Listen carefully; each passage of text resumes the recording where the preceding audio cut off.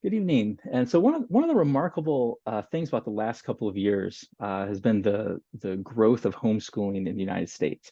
And there aren't really official numbers, but perhaps the number of families choosing to homeschool is somewhere, kind of a guess between maybe 5 and 10% of the population. And one of the first questions that many new homeschooling families or just people considering homeschooling ask is, can my kids still go to college if they don't go to a conventional high school? And the answer is absolutely yes. And if you're wondering how that's even possible, you've come to the right place here tonight. So we have an excellent panel assembled.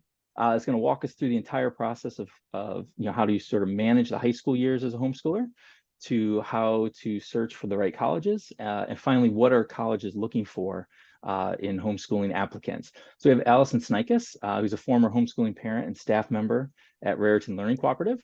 Lisa Davis from the Fearless Homeschooler, who helps families navigate the college selection application process. And we have Matt Middleton, who is an admissions counselor at the College of New Jersey, TCNJ.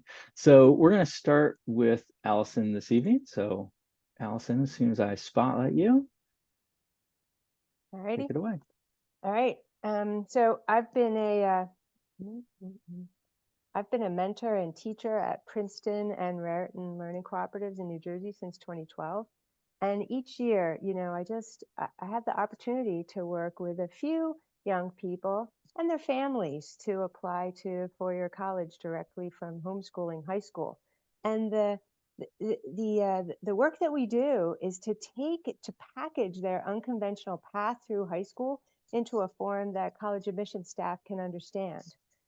Prior to Princeton and Raritan Learning Cooperatives, I homeschooled my two children, and I supported them to apply to college in the role of the homeschool supervisor. In this session, we'll be focusing on applying to a four-year college as a freshman, with the understanding this is not the only or the best path forward. Another excellent option that many young people choose is to start at a community college and then transfer to a four-year college if they want to continue their studies. And some young people move into the work world first, following high school, and then pursue further education as they need to. So I'm going to start by talking, that's why I'm going first. So I'm going to be talking about the years leading up to applying to college, sort of talking about things that you can do. So leaving conventional high school to homeschool, unschool, self-direct one's education, it offers just enormous amounts of freedom and flexibility to choose an educational path that's really right for the young person that's doing it. So if a young person has a strong interest in something, they can go more deeply into that topic. They can spend more time on it, and other things can take more of a back seat or be aligned to that interest. For example, a history buff who's just deep into researching things and learning about history and maybe participating in history competitions. But for English, they could be reading historical fiction. You don't have to read the books that are typically read in high school English class. If a young person's not sure what their interests are, they have time to explore options and to try things out without the penalty of getting a bad grade or having to stick it out in something they discovered that's just not for them. So they have time to explore things. So one area that I've seen many teens explore is learning Japanese. So they'll be into manga and anime, and they'll be like, oh, I want to learn to speak Japanese. I know some words from their sort of informal study. They start working with a tutor and they find out, wow, there's 3 alphabets, and over like 3-4 months, they're not making any really good progress in their formal study. They just don't feel like they're learning anything. And they can discontinue, and that's not a problem. That's not to say that they won't go back to Japanese at some point later. Maybe they'll do more of an immersion style, and can sort of continue an informal way of learning Japanese and perhaps do formal study later on. But it allows this flexibility to try things out without too much penalty. If a young person really wants to learn something and is not finding success in what they're doing, they could try a different method. So at the learning cooperatives, we often suggest that young people who want to study math start with trying out with Khan Academy. it's well organized, it's presented well, they can move along well. It's a nice way. It's really very self-contained and very independent, supports with independent, but it doesn't work for all learners. Sometimes people who are using Khan Academy just have trouble getting things correct when they actually know it. And so maybe moving to a math textbook would be a better option for them. And depending on their needs, they can go faster, they can take longer to study the topic. It can go over more than 1 year, where that wouldn't be the case in a more conventional schooled setting. And none of these changes or explorations need to impact an application to college, right? You can sort it out and package it in a way that really works. Many colleges list recommended academic courses on their website that teens should complete in preparation for applying or attending that college. So our experience is that there's often just a fair bit of wiggle room on this, that colleges get that homeschoolers live their lives often without much regard to like what's academic and would be like a class in school and what's extracurricular. So for instance, a young person who's part of a robotics club who's involved with building and programming a robot, as a homeschooler, that could well be an engineering course on their transcript, where in a more conventional school setting, that would more likely be an extracurricular, but that's okay. Colleges are quite flexible in what can count for various recommended courses. So here's a few more examples. So English can be reading books you're interested in, discussing them with friends and family, writing about them in a personal journal, attending a poetry festival and a Shakespeare play, right? So you could put together all kinds of Englishy things into an English course. Spanish study could be traveling to a Spanish-speaking country or being part of a Spanish-speaking community in the US, watching movies and TV shows in Spanish, working through a Spanish grammar workbook. A history course could be watching historically based films and documentaries, visiting historical sites on vacation, following a history-related YouTuber, and volunteering at a local history museum. And just all kinds of things could be part of it. That's just sort of an example. Now, to communicate what a teen has done during their high school years, we recommend using a narrative transcript, which includes a rich description of these unconventional studies. And we work with high school age teens to document pretty much all that they're doing. What all are you doing in your lives? And so we keep track of all that, and that becomes the raw data that we can use to create the narrative. Now, not every college wants the narrative part, and you can navigate that when the time comes. A transcript is is a record of what the applicant has studied in their high school years. And what we've seen is like a lot of times people conflate that with the idea of a diploma. And a diploma certifies that a person has completed the required curriculum in that state. Now, for New Jersey homeschoolers, there's no required curriculum. So there's, like the diploma is something quite different than the transcript. Most colleges do not require a diploma in the application, but they all require a transcript. So to say what it is that you've studied. Some colleges are now requiring that a transcript be submitted through Homeschool Clearinghouse. So I don't know if Lisa and Matt have any experience with this. It's part of parchment.com, which provides verified transcripts. And personally, I'm a bit unclear if this is needed in addition to the transcript that would be submitted through the Common Application or the system that you're using in your application to college. Because last year I worked with a young person who she got accepted to both schools. She submitted her transcript. Her mom submitted the transcript through the Common App, and she got accepted to 2 schools, and they didn't require, they said they needed the transcript through Homeschool Clearinghouse, but then it didn't turn out that they did. So I'm a little unclear. It could just be early days on all of that. In the application, a parent of the homeschooler serves in the guidance counselor role. They sign and submit the official transcript. If they're using the Common App, they answer questions about homeschooling philosophy and methods. They can write a letter of recommendation if they want to. Some colleges use their own systems for the application process. And in these cases, it's a good idea to talk to the admissions office about how to handle homeschooling application, especially if when you get in there, it's not clear, there's no like routing the homeschoolers into a certain set of things, right? If it's unclear, definitely call. However, it's best for the teen to be the first one to contact admissions. It really sets the stage for the teen is driving this application process. So I've met just scores of homeschoolers over the years since 2000, and everyone who's wanted to go to college has gone, and often they've gone to their first choice college.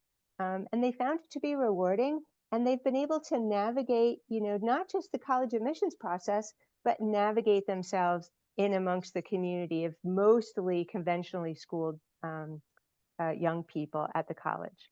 So I'll wrap it there. Joel? Great. Thank you, Allison. We're going to move on to Lisa Davis from Fearless Homeschool. Let me replace the highlight. Yep, go ahead, Lisa.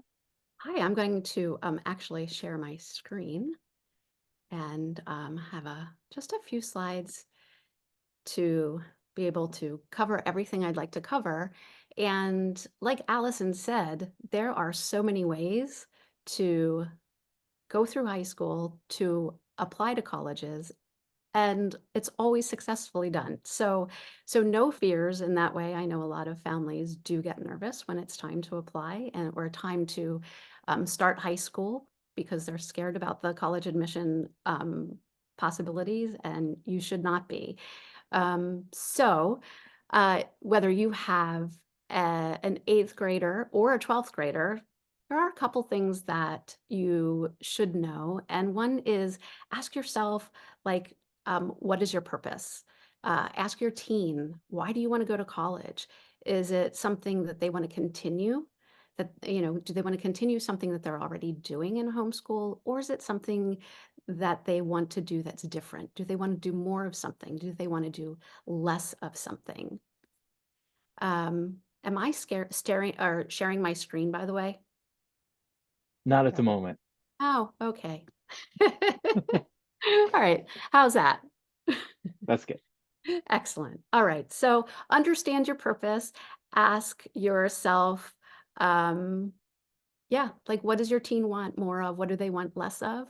Sit down, have a conversation, invite the conversation. Number 2, understand your role. If you're a homeschool parent, you are the high school counselor. You'll be submitting documents on your teen's behalf. You'll be making sure that additional requirements are being met. But let's face it, the biggest difference is that you, as the homeschool parent, have a great responsibility that many parents don't have. But as I always say, you have a great opportunity that most parents don't have. So when it comes to beginning that college search, every school is fair game. Yes, even for homeschoolers. I know a lot of parents often ask me which colleges are homeschool friendly. And in my experience, most colleges are. Sure, some may require might have additional requirements, but for the most part, you can expect your teen to be evaluated just like their public and private school peers in context of their high school and their environment. So when thinking about colleges, I like to think of it as in terms of fit, and fit in 4 ways. One is academic fit, not only regarding like admission chances, but do they even have your teen's intended major? Is the academic environment an intense one, or is it totally chill? Do they use a semester system, a quarter system, a block schedule? All of these can have consequences to the intensity or just the kind of environment a school has. So think of where your teen might fit best. Does it have a strict core curriculum or an open curriculum? Can students design their own major? Are the classes small or large? And then there's financial fit. If you're in need of aid, whether it's need-based or merit-based, do yourself a favor and learn as much as you can, as early as you can, about financial aid and the policies of each school you're considering. If you think you won't qualify for need-based aid, like my family, then look for schools that offer a large amount of large amount of merit to a large percentage of their students. I know for my own kids, and I don't think I introduced myself, but I'm founder of Fearless Homeschoolers, a college admissions consultant, and I homeschooled 5 of my own kids. And when it was time for them to apply to college, um, we chased merit because we weren't going to qualify for need-based aid, but we definitely couldn't afford $80,000 to $90,000 a year. So, um, cultural fit. Each school has what I call a vibe, and that vibe will either light your teen up or not. But the problem is when you're at the beginning of the search, how do you find what that vibe is? Because the website often just looks like what the marketing department decided to write. And you want to get past all of that language and see what it really stands for, and if your teen will be comfortable and be able to thrive. So you can go to a website called niche.com. You can buy a book called The Fisk Guide to Colleges. You can, of course, visit in person or virtually, interview, even if interviews aren't optional, or even if they are optional. If they are offered, I always highly recommend that homeschoolers take advantage of those interviews.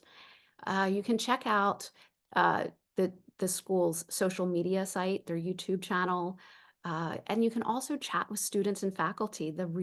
Students give you the real deal. So even if you can't visit, maybe reach out to your admissions rep, ask them if they can connect you with a student or a professor so you can find out more. And then there's the value fit. Each school has a certain set of values, and they each have a mission statement. Go check it out. Each school will have it on their website. What are they saying about themselves and their students? And do those values show up in their programs, in and out of the classroom?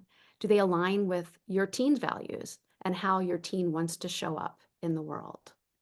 So when you go through the college search, keep a few things in mind. One, keep an open mind to schools and places that you may not have ever considered. There are over 4,000 colleges in this country. Don't limit yourself. And my favorite part of doing the college search with my teens was just enjoying the time together, having a playlist in the car and just going on road trips. It's a really fantastic way to connect, to have deep conversations, and to just have memories when you're looking back on these days. Encourage your teen to create a list of their own criteria and rank schools based on that. It is a much more powerful way of building a list than using someone else's rankings. And last but not least, what does your teen need to be happy and healthy? Think about where they've thrived. What kinds of classrooms, what kinds of communities have they already thrived in? And seek out those kinds of classrooms and those kinds of communities. And then we've got the resources, my favorite resources for families going through this process for the first time. And my first favorite book is The Fisk Guide to Colleges. This is a great resource to give you insight into a school's culture. They publish this every single year. If you have a previous edition, everything might be pretty similar except for maybe the acceptance rate, but highly recommend that. Colleges That Change Lives. That is a book that is really wonderful. It's a selection of liberal arts colleges, really good for a B student in many cases, and often offer a lot of merit aid as well in some of those schools. It is no longer published, but there is a website that has the current list of colleges. Two other favorite books, Who Gets In and Why, kind of gives you the behind the scenes, and the price you pay for college, which is gives you insight into the financial aid lingo and process. And it is a really fantastic way if you feel like financial aid and money is out of reach. This is a really great way to feel like you can take control of a situation and feel like you've won the lottery by the end of it if done right. And then we've got websites you can take a peek at, and niche.com. They have student reviews, but they have other college search engines that will help your teen find schools that are the right fit. College Navigator, Big Future, and like I said before, social media accounts, YouTube channels. And I threw in net price calculators here for, it's not a website, but each college website is required to have a net price calculator. And this is for those of you who want an idea of what you might be expected to pay at that particular college. Each college will spit out a different number after you input some basic information. And it's a really interesting way for you to see that each school has its own financial aid policies. And so your estimates may vary widely. And then, of course, visit. And you can do the virtual visits, in-person visits. And like I said, if you can't do the in-person visits, reach out to your admissions rep and ask them to connect you to those students and professors that may give you more information. So now we're on how to actually apply as a homeschooler. This is definitely just an overview, but here's the good news. Colleges are becoming more and more familiar with homeschoolers and their applications. And these days, there's a really good chance that a college admissions page has a shout out to homeschoolers in particular. So go check that out. You'll see that some schools will have additional requirements for you, like testing, even if test optional, interviews, sample work. So hold on to some of their best work from junior year. Other schools will have absolutely no extra requirements for homeschoolers, and that does seem to be commonplace, at least from what I've seen. And some schools nowadays have a special admissions officer designated for homeschoolers. Others have none. They just have their regular admissions officers who are generally assigned a particular territory. So how do you prepare for it all? In general, colleges want to see two things from homeschoolers: context and outside evidence. So you got to think about it. Most admissions officers are assigned a territory. They're familiar with the high schools and the students in that territory. As a homeschooler, you get to provide that context. How? Well, you can, as the homeschool counselor, submit a transcript. Can be narrative, just like Allison mentioned, or it could be a more traditional form. You can submit course descriptions, and they can vary, but they are basically, I think of course descriptions as a detailed transcript, gives a little more context to each course, maybe depending upon your situation, methods of evaluation, materials used.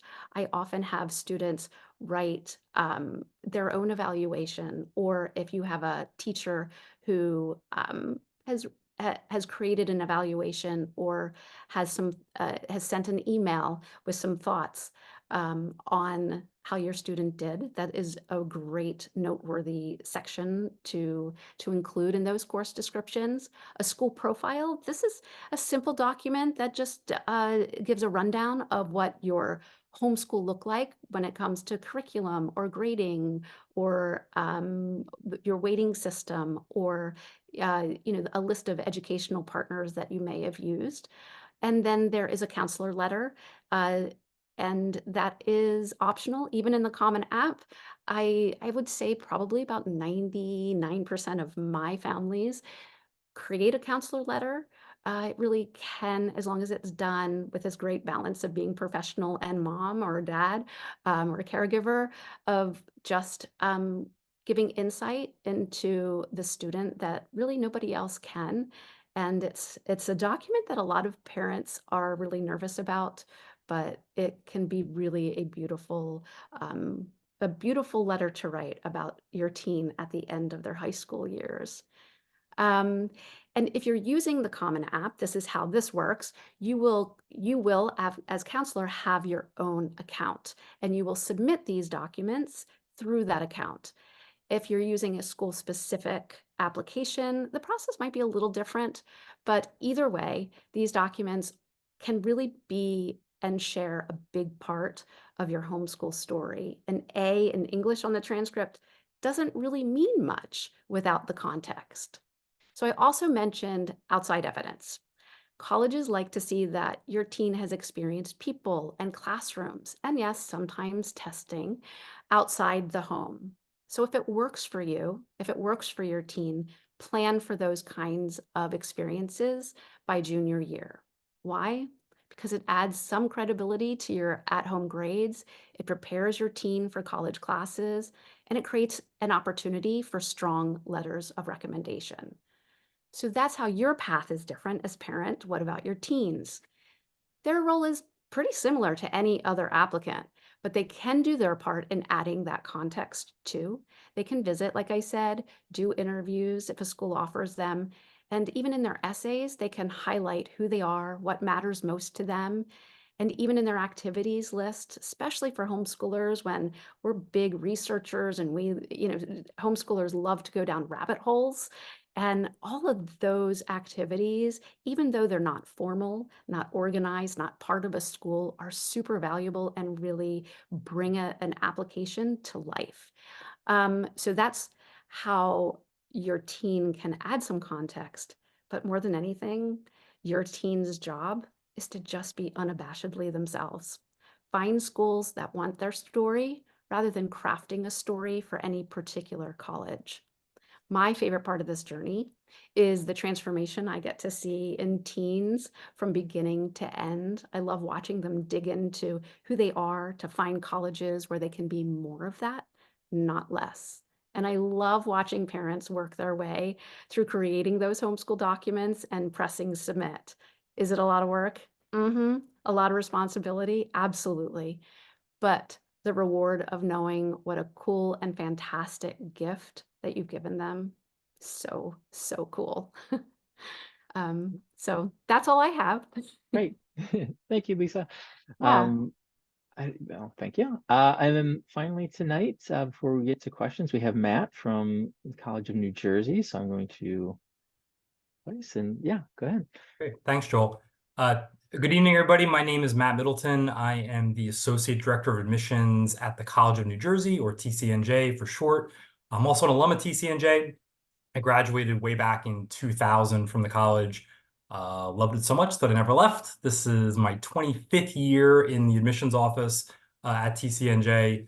And I was trying to calculate before tonight how many applications I've read over those 25 years. Probably close to 50,000. So I feel like I have a pretty good handle on things that can hopefully assist all of you with the application process, and just to give you a perspective of what we look at on the admissions side of things. And actually listening to Allison and Lisa, I mean, so much what they talked about is exactly what I was going to talk about. So what I'm going to do is kind of share what I do, or the 6 things that I look at when a student's application crosses my desk. And the good news is that the homeschooling applications are really not treated terribly differently from an overall perspective of how we evaluate students. So I know sometimes there's anxiety with homeschooled families of, are they going to be, held at a disadvantage? Are they going to have a harder time getting accepted? And the reality is that that's not the case, because most of the attributes that your child is going to be presenting us in the application are things that, can be very easily elaborated on and detailed about, or provide a lot of detail in that student's own experience. So the 6 things, and I'm sharing them in the order of importance that TCNJ treats them. The reality is that every college has a slightly different admissions evaluation process. There will be some schools that some of the things I mentioned tonight, those schools don't use that stuff at all. They might not require any recommendations. They might not even want a transcript. So every school will have a slightly different process, and obviously you need to go on every college's website to see what their expectations are.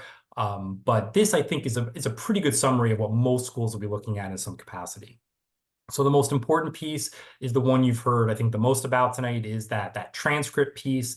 I love the idea of the narrative. I think for homeschool students, the more information that the family can provide us about that student's learning experience, the better. And I get a lot of calls where it's like, well, it's a 30-page document. Are you really going to read through that whole thing?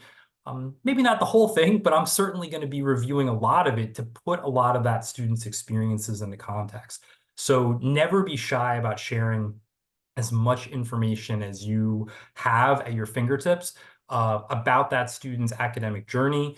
And I do like to hear about projects they've worked on, research that they've done, favorite books, struggles that they might have had, particular subjects that maybe were more challenging for them than others. But the more information, the better. And I saw in the chat, somebody was asking about like dual enrollment and things like that. Those are also great transcripts to have. If a student has taken any courses at a local community college or at another four-year school, we'd love to know about that because, again, that just gives us an idea of how that student's going to be doing in a college classroom setting. So I don't think those are requirements. Students don't have to do that. But if you have it, don't be afraid, or don't forget to send it to us and let us know that that's something the student's done. But that transcript, that overall academic experience, we're going to spend most of our time evaluating that. The second thing we're going to look at is the extracurricular involvement. And again, Allison, I thought, did a really good job of kind of talking about how that can mean very different things for homeschooled students. I think that the key thing that she said that I want to emphasize is that depth of involvement is always more important to us than breadth. I don't trust an activity resume that has 50 different things on it. To me, that's a student that is spread way too thin and is probably not really enjoying much of those things and is really just thinking about like, this is what colleges want. I have to join everything. For homeschool students where there's maybe less of a clubs or sports or more traditional activities, it's more about like, what are they passionate about? Maybe that's, volunteering somewhere. Maybe that is, Boy Scouts or Girl Scouts. Maybe that is playing an instrument. It's a job. You'd be amazed how often applicants don't put jobs on their activity list. That might not be a fun activity, but that's still an activity. Or caring for a loved one at home. I mean, anything that the student is doing outside of the traditional, classroom type environment is something that we want to know about. And it's really important for students when they're filling out the application to not just list what they do, but if there's something that they really have spent a lot of time and energy on, they should really be emphasizing that in other parts of their application. Maybe it is sending a separate resume that can really go into detail about their involvement. Maybe it's getting a recommender to write about it or to talk about it in their essay. But their involvement is going to be critical for a school like TCNJ because we want to bring in students who are going to be involved and actively engaged in our community. And so knowing that student has had things during the last 4 years that they are really, dived into is something that's very important to us. The third thing that we look at is something that we call demonstrated interest. And that's basically how connected is your student to the institution that they're applying to. Interest can be measured in a lot of different ways. It's, visiting the campus is always going to be the biggest one. If you can do that, that's really going to be great for an applicant. But, things like, have we ever met you at a local college fair? Have we ever met the student on a virtual event like this? Has a student ever emailed or called or texted us? Any of those kind of contacts are things that colleges like ours are logging into a student's record. And the student that has more enthusiasm for that institution and is making those kind of connections is always going to rise a little bit higher in the list of our potential admitted students. The fourth thing that we look at are recommendations. Again, we've heard a little bit about recommendations from Lisa and Allison. Typically when I'm talking to a non-homeschool family, I say, we want one from a teacher, one from a counselor, and then one from what I call an outside person, whether that's an employer or, someone in the local community that the student is connected with. Obviously, for homeschool families, that the teacher and counselor are usually going to be the same person, and that's fine. It does spoil my joke that I always do in presentations where I say, don't get your parent or grandparent to write your recommendations for you, because historically those are not the most objective source of information. But in your case, these are totally fine. I think the key thing is you want to find people who are going to be advocates for your student, who are going to be enthusiastic supporters of their candidacy. And finding someone outside of your house is, I think, really critical for a homeschool applicant, because while we certainly are going to value what the parent is going to say, getting another perspective on that student is usually very helpful for us as we try and kind of cobble together our decision for that student. Who that person is, we're going to trust you to know who the best person is to be that enthusiastic champion for your student. But find another person that you can start thinking about asking to write that letter. The fifth thing that we look at is the essay, and TCNJ is a Common App school, so there's lots of different essay topics on the Common App to choose from. The last few years, the Common App has basically made the final question or the final topic write about whatever you want, so you can pretty much submit almost any essay imaginable, and it's going to be fine for a school like us. The only advice I ever give students when it comes to the essay is to get someone to glance that thing over before they hit the submit button. A few months ago, I was reading what was actually a really good essay from a student, and the very last sentence was, "This is why I feel I will be successful at the University of Delaware," which is great. Wrong school, though.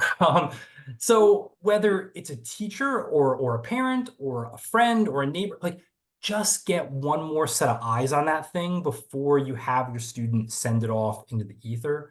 But really, I think the essay, but the best thing about the essay, and Lisa kind of touched on this a little bit too, this is the best opportunity for the student to say who they are and why a college would be lucky to have them at their institution. If the student can find a way to express that in one of those different topics that the Common App offers, that is going to be the key thing for us. That is what we're looking for. We're not looking for amazing pieces of literature. I know sometimes families are anxious that, like, oh, if the first sentence isn't incredible, are they even going to bother reading the essay?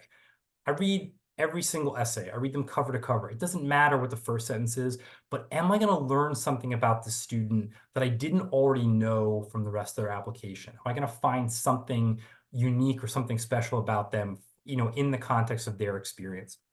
That is what the essay is all about. That's why the essay is valuable. And I know what Lisa also mentioned about the interviews. For a school like us that doesn't do interviews, the essay is even more important, because that is really our best way to kind of get to know the student on a personal basis. And while I do agree that interviews can be really important for a student, I'm gonna say I wouldn't automatically sign up for every single interview if the school is not requiring it. And the only reason I say that is you have to really have a conversation with your student about whether or not they are going to be comfortable in an environment with a stranger talking about themselves for 30 to 45 minutes.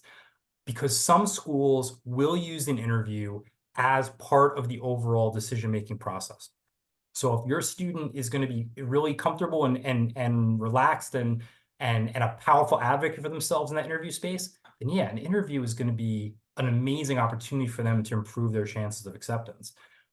If your student is not that kind of student, though, sometimes the interviews can actually hurt them in the admissions process. So always try and do a little bit of digging with admissions counselors like myself to find out whether or not the interview is evaluative. And if it is, just then decide whether or not you think that's the right option for your student. The last of the 6 things that many colleges are going to think about is the academic major that a student wants to study. Some schools, they're not going to require a major when the student applies. They'll allow students to be undeclared. But there'll be other institutions that will be asking for the student to say what they want to study. They're not going to be locked into that for life, but I do think it's important to emphasize that there are going to be different parameters based on what the student wants to do. So for example, if a student's thinking about majoring in engineering, clearly a college is going to focus more on the math and science type processes that they had when they were being homeschooled. If a student is going to major in English, then obviously we're going to be focusing more on the literature pieces that they're talking about. There might be programs, like a good example for us is we have a really popular 4-year nursing program. Students who can talk about some kind of health experiences that they've had, maybe they volunteered at a hospital or they've shadowed a doctor, something that gives them a sense of what healthcare is all about. Those students have an advantage in the process because they're just able to talk about their own interests relative to their major as well. But those are the 6 things that I think most colleges in some capacity are going to look at: your transcript, your extracurriculars, your interest, the recommendations, the essay, and the major. I noticed too that there were a bunch of questions about test scores, and I do think that that's something that every college is going to treat a little differently. The reality is that many schools remain test optional, and optional is going to be what it sounds like. If a student took an SAT or an ACT and they're really proud of their scores, then by all means, they should submit their SAT or ACT. It won't hurt for a student to have those strong scores under their belt. But a school that is truly optional, if the student doesn't submit the scores, or if they are not particularly proud of their scores, then those colleges are not going to use them as part of the evaluation process. But you got to ask, you got to find out exactly what optional will mean. There might be certain programs that are not test optional. There might also be scholarship programs that are requiring test scores. Like every school is just going to do it a little differently. So definitely spend some time on the website or reaching out to admissions folks like myself to find out exactly what the test score needs of that institution may be. Last thing I want to leave with is I always like to just give a couple pieces of advice from an admissions perspective that I think helps students and their families. And what's funny is that Allison and Lisa both hinted at these things. So this isn't going to be brand new information or brand new advice, but I do want to emphasize it.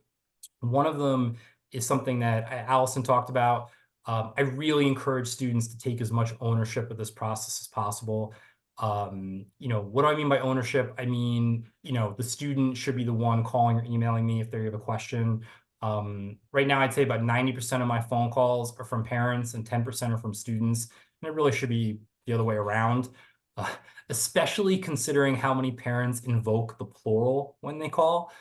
So for example, I had a mom the other day who called and said, we're taking the SATs on Saturday. And I said to her, ma'am, they're not going to let you in the room. So parents, you have to take a little bit step back with this sometimes and really allow the student to, take the lead. I think the main reason it benefits the student is transitionally, it makes their experience at college so much easier because they feel more comfortable handling issues they might be having with roommates or professors because they were kind of in charge of this process. It also might help them in the acceptance process because, quite frankly, if I'm connecting with a student, whether it's in person or on the phone or via email, if that application comes across my screen, I might get a good vibe about that student before I've even read any other piece of their application. I tend not to remember parents unless they are really special parents. And then I remember them all too well, and it doesn't necessarily help their child in the admissions process.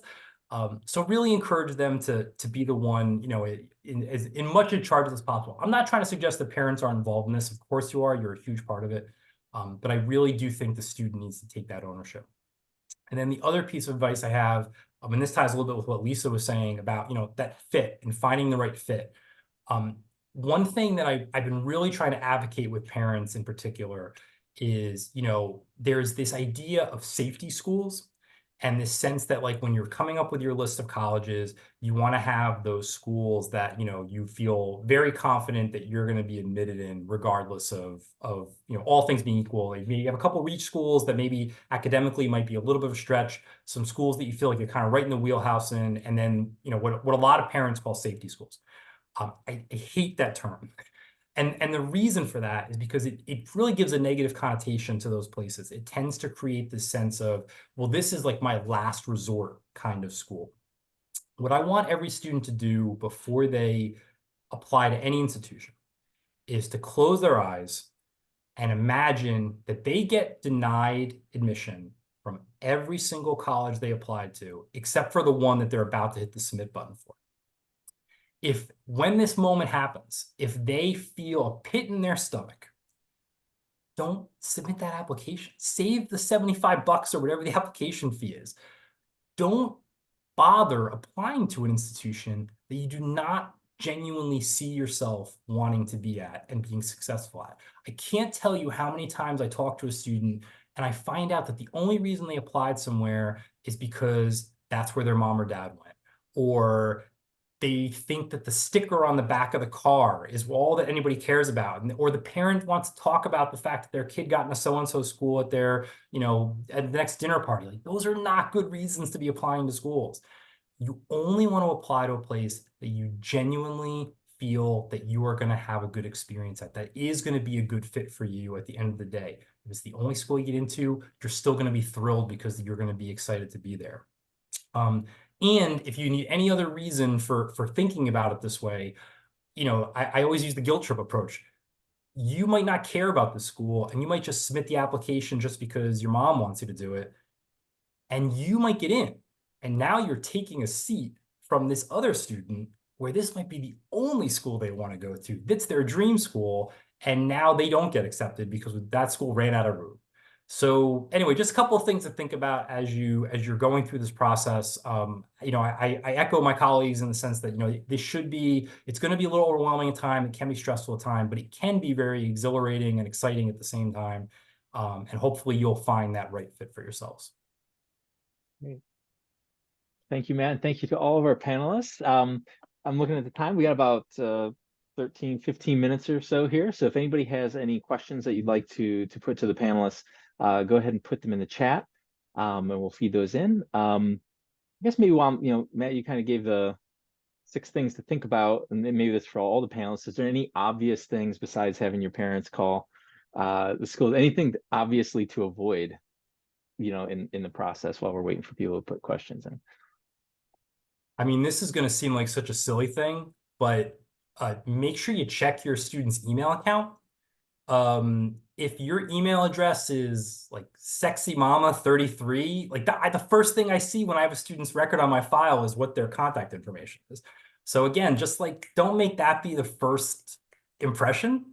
And I mean, some colleges hire people whose sole job is to check every applicant's social media profile. So put those things on private when you get to the days of applying to colleges, because again, you don't want something that you posted 2 years ago to come back to bite you. Okay. Let's see. Can I chime in with something? Yeah, go for it. So Matt mentioned safety schools and how he can't stand that language. I cannot either. Right. I actually don't call them that. I have students search for foundation schools, and foundation schools can be in the range of, you will absolutely, 90% of students get in there. You will most likely absolutely get in there too. Just, yeah, it's pretty reasonable you'll get in there. We focus on those foundation schools. I don't divvy it up in different categories. And then once we have that, and I always start with that first, because if you start with the more difficult schools, those reach schools, then it's very hard to get students to have an open mind and an open heart to the other schools that are foundation schools. So I start with foundation, and then when we have that solid list, then I ask, do you want to add some other schools that might be a little more difficult? And you know what? A lot of students don't, and that's okay. So yeah, just not a fan of that safety. There. All right, we got a couple questions coming in here, so I'll go ahead and throw those out. So yeah, we have a question: how do you figure out safety match reach, for a test optional homeschooler? You just look at admit rate versus the average GPA. Do all schools publish their average admitted GPA? Is there a way to figure out admit rate for homeschoolers? Like there's something like there sometimes is for OOS students. Out of state. Yeah. Out of state, yep. There might be schools that publish that on their website. Probably not a lot though. So if you really want to get the official admit rate for homeschool versus non-homeschooled, you're probably gonna have to call the office and get that information. I just know from our experience, it's almost exactly the same as the non-homeschool admit rate year after year. So there, again, but to the point about the average GPA, this is a great question that again will vary from place to place, but for a lot of schools, they will be very vague about average GPA because GPAs, I mean, I'm in New Jersey, especially in New Jersey high schools, are all over the place in terms of what they mean. So to give an average GPA number for my applicant pool is completely irrelevant because the numbers just don't mean even close to the same thing depending on which district you're in. So typically, then you might hear something like, well, most admitted students are typically in like a B plus, A minus range, whatever that might be numerically for that particular student. One other thing I think is funny too, that I you don't need to worry about if you're filling out Common App stuff, if you're a homeschool parent, is it's going to ask you for class rank. You don't need to put 1 of 1 on the class rank thing. The assumption is that that's going to be the case. But I know that that's something, some students are very quick to be like, I'm the valedictorian. I'm like, yes, I would hope so. Anyway, Allison, go ahead. You had your hand up too. No, I was agreeing with you right there. I'm like, yeah, I'm guilty. I've totally suggested kids, yeah, 1 of 1. And I'm sitting there when they're filling it out, and it's like, yeah, 1 of 1 seems Sure. right. Like, It sure. works. Anyway, Nice. sorry. All right, we have another question here, and no, I guess it could be for everybody, but I'm thinking maybe particularly for Allison and Lisa.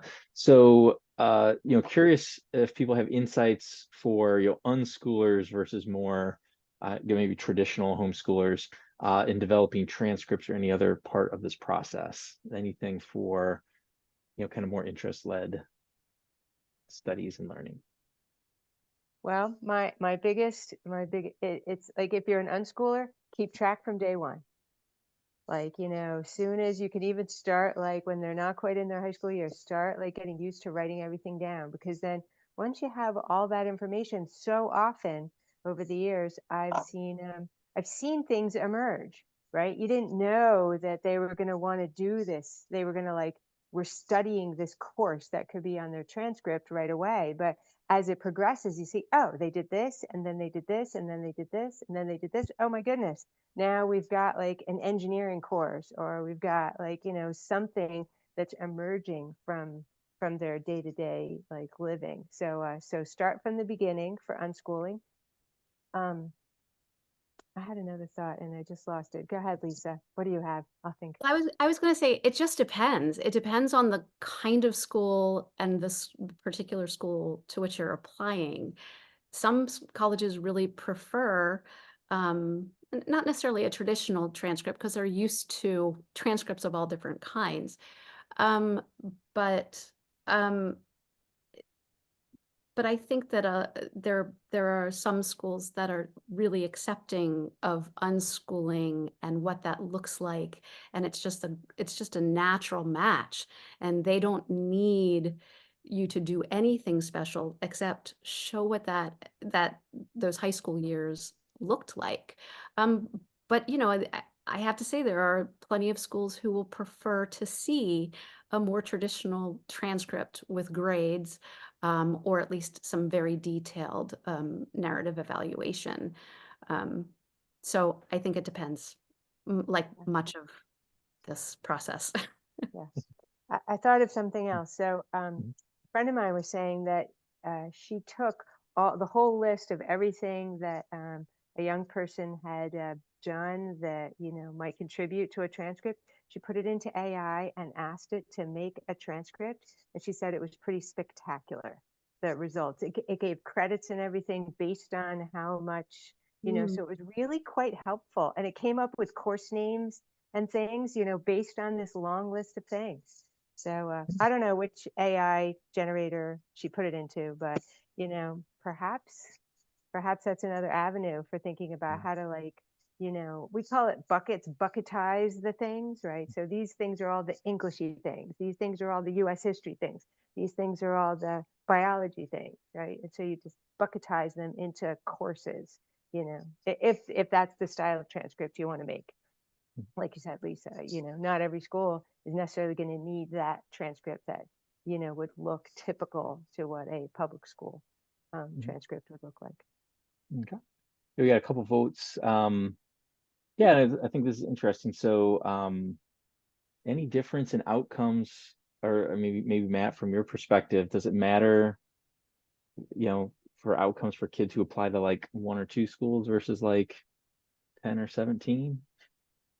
I'm a big fan of single digits. I think you really need to have a good reason why you need to apply to more than 9 schools. And usually when I put that to the parents or the students, you find that they don't have a good reason for that. It's because the reality is that if, let's think best case scenario, if you get accepted to all these schools, how are you going to decide which one to go to? Like at some point, it just becomes really hard to make that decision when you have so many different options available. I kind of go with what Lisa was saying, and I'm going to use that foundation thing now. I hope you don't mind, but like, a couple foundation, couple kind of right smack in the middle, and a couple, reach-ish, schools like that. I mean, to me, that's plenty.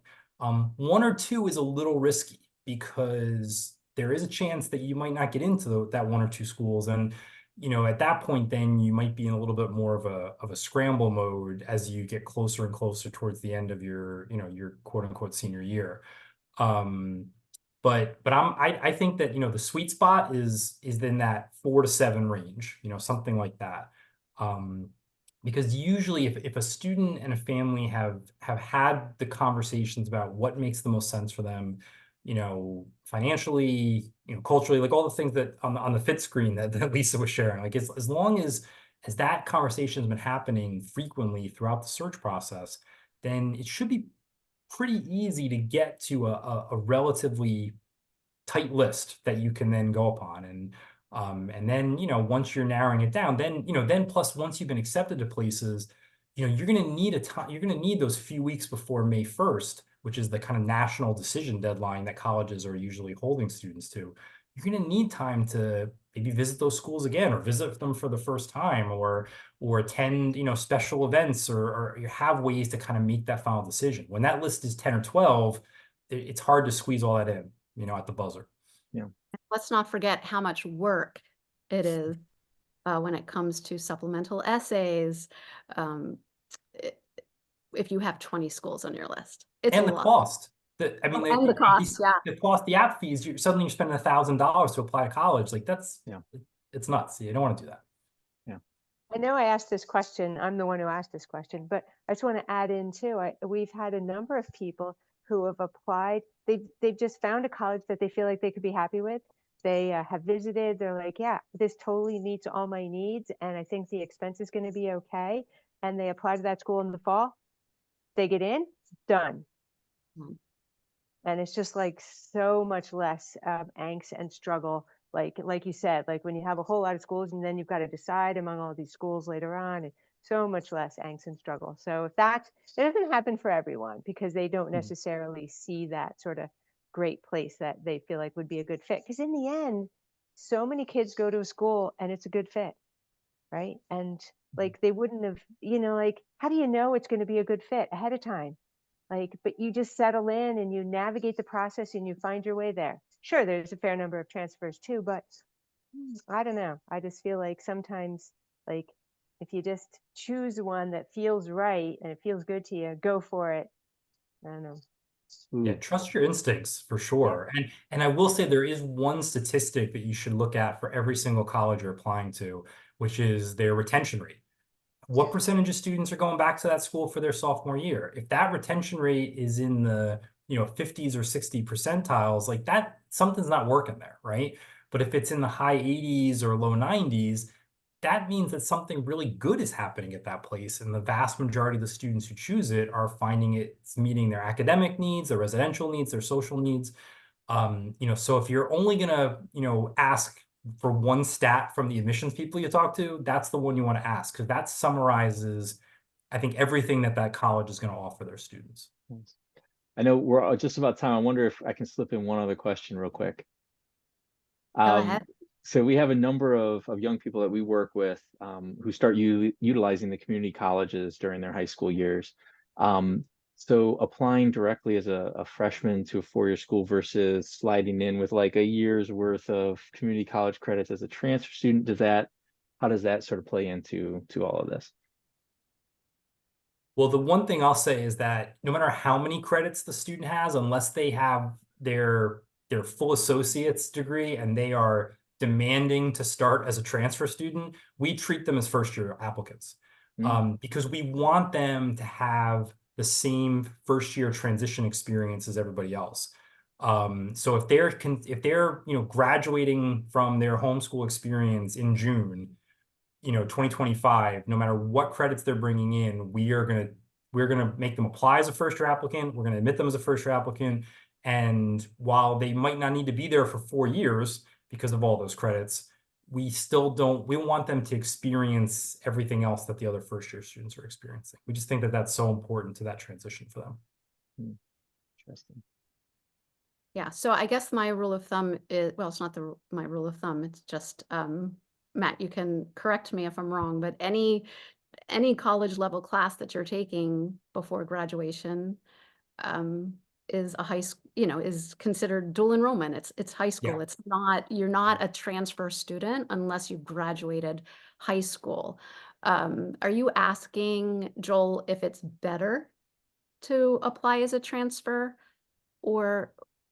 Well, I was thinking more in the case of like, yeah, if like somebody gets basically the credits necessary to have an associate's degree, by the time they're, 18, 19, is it okay to apply as a transfer student trying to come in as a junior as opposed to? I would think that Matt, correct me if I'm wrong, but certain schools, it's just harder to get in as a transfer student. So depending upon the college, that might just be more difficult. And it's a little harder in certain cases, and some schools are just not going to let you apply as a transfer student because you don't have like we said, you haven't graduated high school. So as far as they're concerned, and the reality too is, I know I mentioned it a couple minutes ago, you might graduate earlier. Even students who do bring in their associates out of high school, sometimes they don't graduate any earlier because depending on what you're majoring in college, a lot of times those courses are going to be in sequence. And you need to take them in the same sequence as everybody else. So you're still going to need to be there for the 4 years. Now, bringing in the dual enrollment credit, whether it's an associate's or otherwise, makes everything else so much easier because then the students has a lot more flexibility in their schedule. It's easier to double major. It's easier to study abroad. Like all those extra things that we want students to take advantage of become much simpler. But typically, it doesn't often dramatically change the student's college career in terms of how long they might be there or, what their status is when they start, basically. Great. Well, thank you. All right, I know we're past 8 o'clock. We want to thank all of our panelists again, Allison, Matt, and Lisa. Thank you for really informative stuff. Again, for everybody who's here, we're going to send, if you register through Eventbrite, we're going to send out a follow-up email with recording of this, as well as a bunch of other resources, everything that was mentioned in the chat. If you'd like to be on the email list to be notified of other upcoming events, public events that we have, make sure you send a message to Heather Sia with your email address. And I think that's it for this evening. Thank you all very much. Good night. Yep, have a great night.